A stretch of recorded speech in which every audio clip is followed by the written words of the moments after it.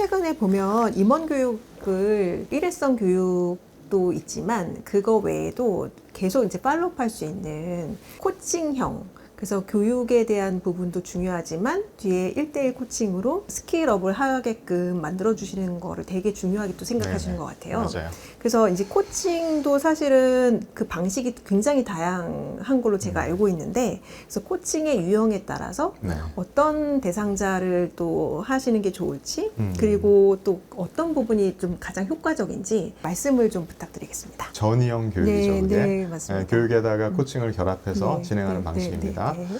그러니까 실제로 이제 그런 효과를 체감을 많이 하고 있고요. 단순히 교육에서 그치는 게 아니라 진단과 코칭을 통한 명확한 자기인식과 함께 이 행동 변화와 실행으로 옮기는 것을 확인할 수 있기 때문입니다.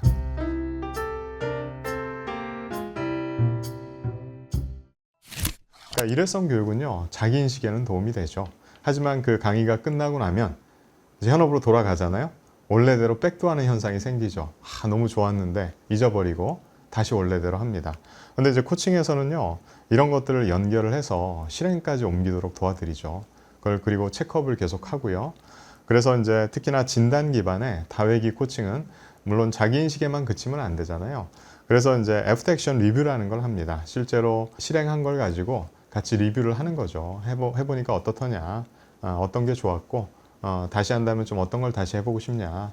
자, 그리고 궁금한 건 뭐냐. 자, 이런 것들을 이제 같이 코치랑 얘기하면서 행동 변화와 실행 여부, 그 효과성까지 파악할 수 있기 때문에 훨씬 파워풀합니다. 자, 그래서 교육과 코칭을 연결하는 게 중요하다. 네, 네. 네. 사실 신입 임원 교육 보면은 1대1 코칭도 연결해서 하는 거 네. 너무 좋은데 네.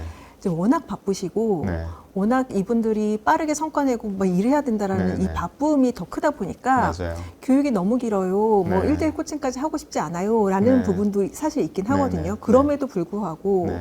신임 그 임원분들한테는 이 팔로우할 수 있는 특히 애프터 액션 리뷰, 리뷰. 네, 네. 실행하면서 계속 이게 제대로 되고 있는지에 네, 네. 대한 것들을 점검해 주시는 게 너무 좋을 것 같습니다. 네, 맞아요. 네, 네. 그리고 사실은 뭐 코칭이라는 게 바쁘면 비대면으로 해도 돼요. 예, 저희가 했던 NMC 같은 경우에도 신임 임원 코칭도 비대면으로 했잖아요. 예, 비대면이라고 해봐야 중간에 1시간 정도 시간 내서 접속해서 하면 되는 거잖아요. 어떻게 보면 도끼날을 갈면서 나무를 패야 되잖아요. 예, 그래서 계속 내가 일만 한다. 그러면 내가 리더십이 정말 제대로 가고 있는지 검증하지 못하고 가는 거죠. 그래서 우리가 의도적으로 시간을 내서 자꾸 내 리더십의 도끼날을 갈아야 됩니다. 아, 사실 근데 그런 니즈가 있음에도 불구하고 지금 교육이 중요한 게 아니고 일이 중요해 네네. 라는 생각을 가지신 여기 여러분들의 그 담당자분들 되게 많으실 텐데 네네네. 그 신임 임원분들 이번에 코칭하셨을 때 네. 아, 어떤 부분 너무 좋았어요 라는 네. 그런 후기 잠깐 들려주시면 좋으실 것 같아요. 맞았어요? 일단은 신임 임원분들이 네, 네. 얘기하셨던 게 네. 이런 고민 자체를 얘기할 수 있는 상대가 있어서 좋았다가 첫 번째예요. 누구랑 이제 그런 고민을 얘기하겠습니까? 네. 자, 그리고 두 번째는 다면 평가에 내 진단 결과가 나오잖아요. 어떤 거는 막 상처를 받아요. 왜냐면 구성원이 평가한 거랑 자기 평가하고 갭이 너무 큰 거죠. 근데 이해를 할 수가 없는 거죠. 그리고 어떻게 그 갭을 메꿔야 되는지도 잘 모르는 거예요, 방법을. 그거를 이제 코치랑 얘기하면서 하나하나 방법을 찾아가는 거죠. 근데 얘기를 들어보면 다 방법이 나오거든요. 이유도 있고. 세상 모든 것엔 다 이유가 있습니다. 왜 그렇게 점수가 낮은지. 근데 본인도 모르고 있다가 저랑 얘기하면서 제가 질문을 하고 그걸 답을 하면서 아, 이것 때문에 그럴 수 있겠구나, 충분히. 라고 자기 인식을 하는 거죠. 그리고 이제 그걸 가지고 실제로 또 저랑 약속을 해서 실천을 해보고 2회차 때 같이 얘기를 나눠보면서 계속 튜닝을 하는 겁니다. 네. 그런 네. 부분이 이제 너무 좋았다라고 이야기를 하고요. 그런 것도 있는 것 같아요. 내가 이제 신임 임원이 돼서 회사에서 나한테 이런 코칭을 시켜주는구나. 그런 어떤 자부심? 사실 코칭이 비싸잖아요. 비싸기 때문에 그런 혜택이 나한테 있구나. 내가 그런 대상자가 됐구나. 그런 자부심도 어느 정도 느낄 수 있었습니다. 네, 네. 네. 맞아요. 이 비싼 코칭까지 네. 내가 임원이 되니까 이렇게 맞아요. 또 혜택을 받네. 그러면서 또 로열티와 자부심이 네, 네. 더 올라가고 네. 또 성과를 내야겠다라는 네. 그런 생각도 많이 그 고치가 되는 것 같은 맞아요. 네, 그런 것 회사가 같습니다. 굉장히 나이스하게 압박을 하는 거죠. 좋은 성과 방법인데요. 네, 네, 네. 맞아요. 네. 그래서 이제 요거를 조금 더 제가 말씀을 드리면 이 부분이 저는 되게 중요하다고 생각해요. 그러니까 스탠포드 경영대 75명의 자문위원에게 리더가 개발해야 할 가장 중요한 역량은 뭐냐, 리더로서 성공하기 위해서 중요한 덕목은 뭐냐라고 물었을 때 셀프 어웨어니스다. 자기인식이다. 자기인식을 잘해야 된다. 이게 이제 소크라테식 질문법으로 하면 결국 너 자신을 알라잖아요. 자, 그런데 이제 실제로 이게 자기인식을 잘하냐, 그렇지 않은 경우도 꽤 많아요. 그 다면평가 결과를 보면 갭이 막 너무 큰 분들이 많습니다. 네. 자, 그래서 자기인식을 하는 것도 중요하지만 또 그거를 실제로 컨트롤하는 게 중요합니다. 셀프 어웨어니스에서 셀프 컨트롤로. 그래서 행동 변화로 옮겨가는 거, 이게 중요하죠.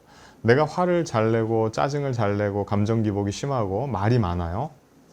자, 그러면 이제 그거를 내가 이렇구나. 그럼 내가 이걸 컨트롤 해야 되겠네. 말을 줄이고 더 많이 듣고 화를 덜 내고 감정 기복 이런 거 하지 않고, 자, 이걸 컨트롤하는 게 중요합니다. 자, 하지만 이제 리더들은 세 종류가 있습니다. 세 종류. 첫 번째는 자기인식이 전혀 안 되는 사람. 난 잘하고 있는데. 그리고 이제 다면평가를 보면 충격을 받아요. 누가 그랬지? 찾아내려고 합니다. 분노가 치밀어요. 자, 그리고 이제 실제로 자기 방어 기제를 보입니다. 제가 다면평가 하위 리더분들을 코칭하면 실제로 그런 현상이 일어나요. 나는 뭐 괜찮은데 우리 부서원들이 문제예요. 회사가 문제예요. 화살을 남의 탓으로 돌립니다. 자, 이런 분들은 최악이고요. 두 번째가 자기 인식에서만 그치는 사람. 그러니까 교육이나 코칭을 받으면 맞아, 내가 이런 걸 반성해야지. 맞아, 내가 경청을 더 잘해야지. 내가 화를 덜 내야지. 그런데 또 내일이면 또 그래요. 반성만 하고 끝납니다. 자, 그래서 세 번째는 자기인식을 하면서도 그거를 실제로 행동 변화로 옮겨가는 리더. 그런 분들이 정말 최고죠. 그래서 그게 중요하고요. 기업의 경영자와 리더들이 자기인식과 자기 통제를 잘하고 있을까? 저의 경험을 토대로 보면 그렇지 않은 경우가 참 많다. 그래서 이제 저라는 이런 코치라는 직업이 존재하는지도 모릅니다. 코치는요, 리더의 자기인식과 행동 변화를 돕는 사람이고요.